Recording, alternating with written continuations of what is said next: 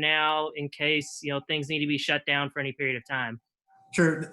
Camp will still start on the 7th, or practice. It'll look dramatically different from what fall camps have looked like in the past. Our coaches will not be forced to compress, 6 weeks of instruction and practice into 3 weeks. And so we still plan on starting on the 7th, but that will look dramatically different. That won't be, the 40, 50, 60-hour weeks that sometimes these coaches and student athletes put in during these couple of weeks of fall camp. It'll be more like a regular week of practice for them. And then with the fans in the stands, is that something that is it kind of like a school by school basis? Are you working with the SEC with that, or is it kind of like, depending on which state each school is in? I think you'll see a hybrid in where we work together as Southeastern Conference institution to have some commonalities around our event operations and those plans. And then, of course, we all reside in different states, and so we have to follow those guidelines that are established individually by each state's health departments. But so I think you'll see a hybrid where there's some parameters that are put in place that we all collectively buy into as Southeastern Conference members, and then there'll be some that'll vary from state to state. Appreciate it, Hunter. Nate, you're muted.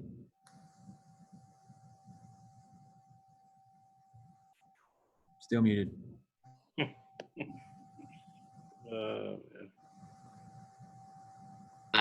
that work? Gotcha. There you go. Hunter, as far as the Miami Marlins situation, did that affect any decision with this at all? And does it kind of give you some warning signs on what to do or not to do? It did not impact this decision at all. I think it's another educational opportunity with our student athletes and our staff as far as, how things can be, one bad decision can impact many. And so I think it's an educational opportunity for all of us more than anything. Also, have any athletes in any of the sports opted out since you have the option of retaining their scholarship and not participating? To date, they have not, Nate. Thank you. Trey Biddy. Hey, Hunter. Thanks for doing this. So, do you like the delayed start? Was it brought up at all to possibly maybe start on time and then maybe have common bye weeks with all the SEC schools if possible, so you could reschedule games? I think we felt like, based on the counsel we received from the medical task force, that this was still going to be, COVID was still going to be a major issue in the Southeast for the next few weeks. And this gave us the best opportunity just to push the start back. It also gives us an opportunity for schools to start on each of our campuses and for our campus to return to a sense of normalcy, as opposed to, campus coming back and then 2 weeks later, we're trying to play our first football game. So I think they were, as we talked to the presidents and chancellors, it was their desire to try to get campus up and running before we tried to play football games as well.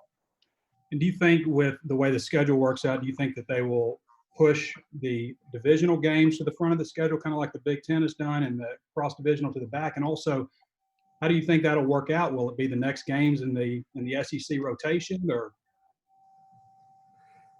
What Mark Womack, who hands the football administrator for the Southeastern Conference, what he's assured us is he will give us the best scheduling option for the Southeastern Conference. And so what that looks like, I mean, here's the thing, as you know, Trey, we're trying to get 14 athletic directors and 14 coaches to agree on what those additional 2 games are going to be. That's never going to happen. And so I trust that Mark Womack will do a great job in putting our schedule together. Good luck on that last part. Bobby. You can write that I trust Mark Womack to put a great schedule together. If you could put that in. Bold.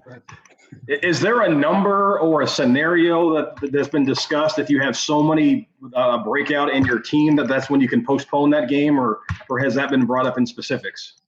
Bobby, we were trying to get over this first hurdle, which was to decide when our season was going to start and how many games we're going to play. And then we will tackle that as we look at next week and in the following weeks. I mean, we roughly have until September 15th or so to iron all of that plan out. But that's been mildly discussed at a very granular level, and we'll get in some more details on that and develop what that plan looks like.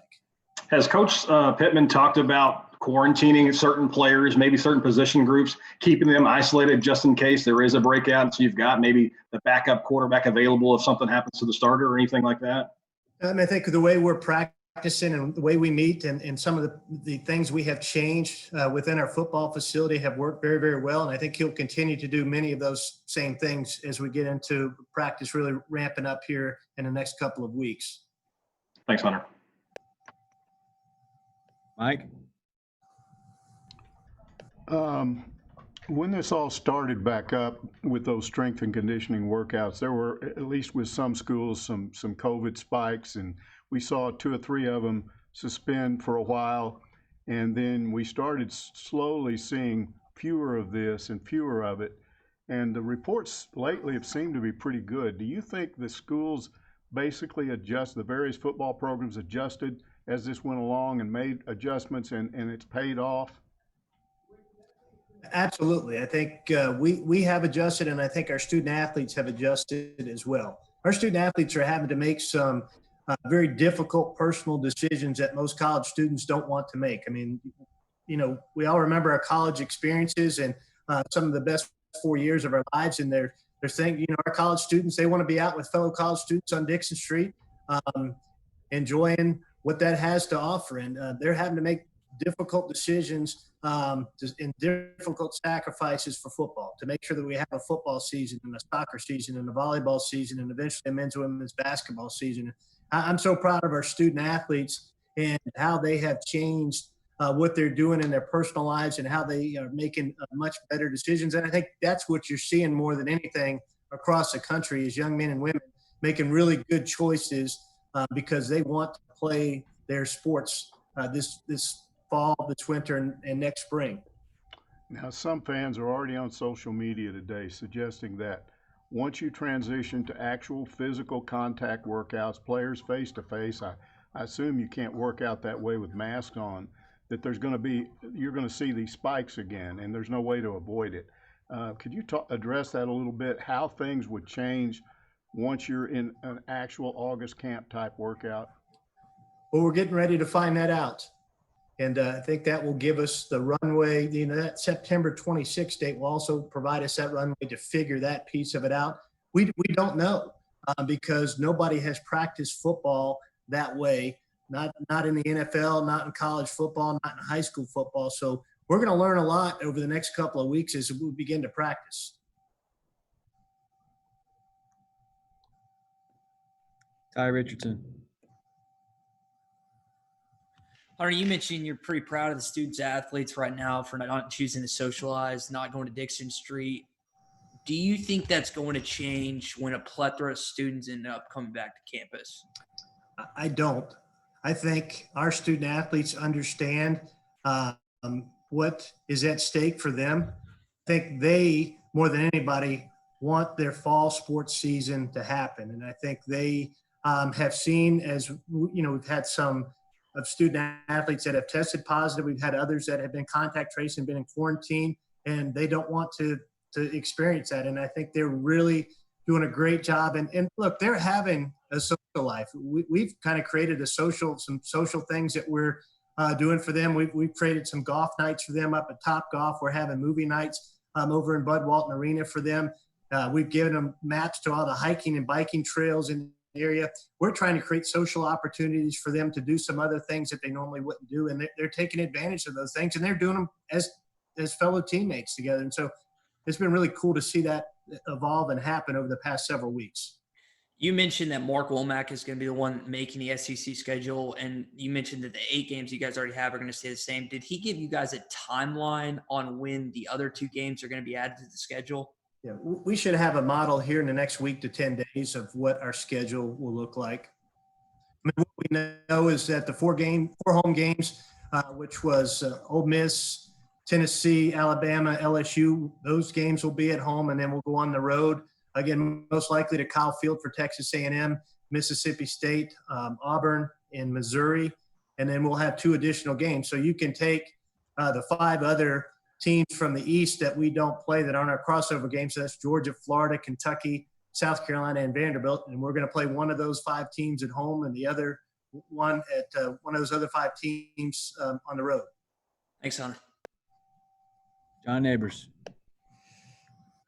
Yeah, I was just curious about, with a lot of the stories going on with the ACC and getting their announcement yesterday, do you know of how much of an influence or any sort of working together that the SEC and the ACC had? And looking at the ACC format, was that ever on the table of having an all-conference schedule, but then adding a non-conference game similar to what they did?